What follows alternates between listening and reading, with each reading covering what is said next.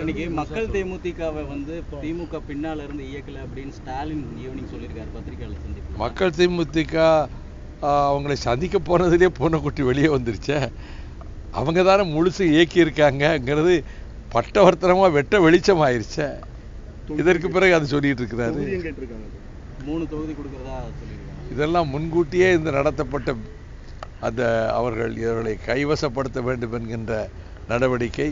ஒவ்வொரு கட்சியிலும் இதே வேலையை தான் கலைஞர் அவர்களும் செய்தார்கள். இப்பொழுது அவருடைய அருமை திருமகனும் இதிலே ஈடுபட்டிருக்கிறார். ஜனங்கள் எல்லாவற்றையும் கவனிச்சுக்கிட்டு தானே இருக்காங்க.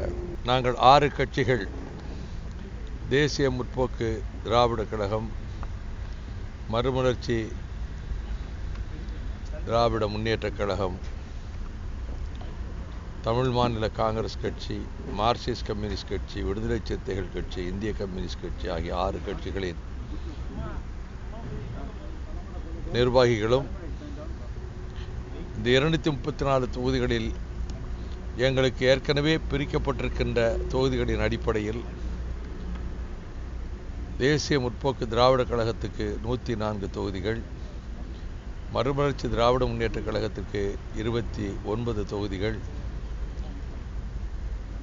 தமிழ் மாநில காங்கிரஸ் கட்சிக்கு 26 தொகுதிகள், மார்க்சிஸ்ட் கம்யூனிஸ்ட் கட்சிக்கும் விடுதலை சிறுத்தைகள் கட்சிக்கும் இந்திய கம்யூனிஸ்ட் கட்சிக்கும் தலா 25 தொகுதிகள் என்று தொகுதி உடன்பாடு செய்யப்பட்டிருப்பதை அனைவரும் அறிவார்கள்.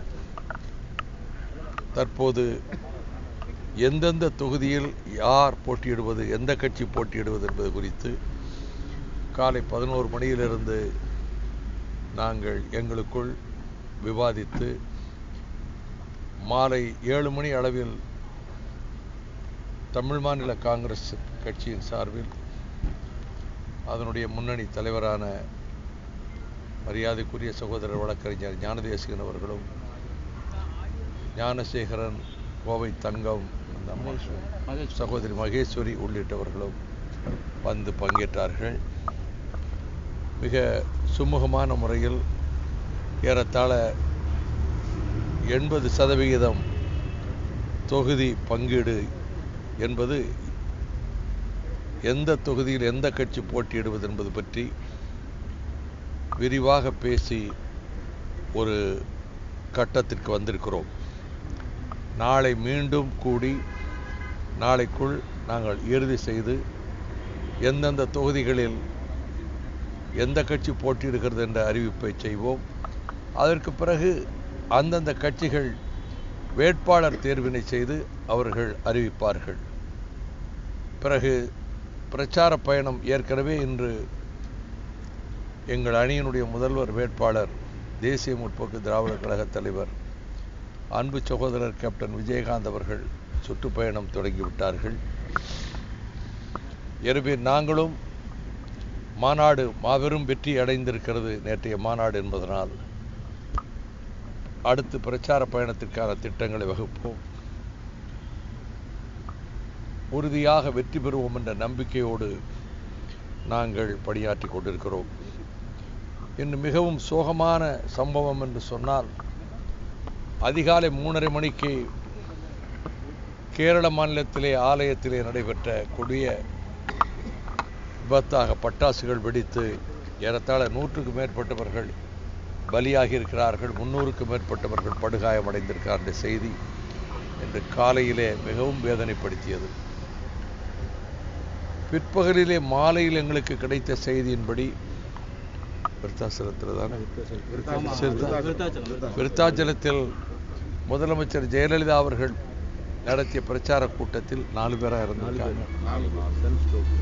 பெண்களா அவங்க இறந்தது. காவல்துறை அதிகாரி ஒருத்தர் மருத்துவமனையில்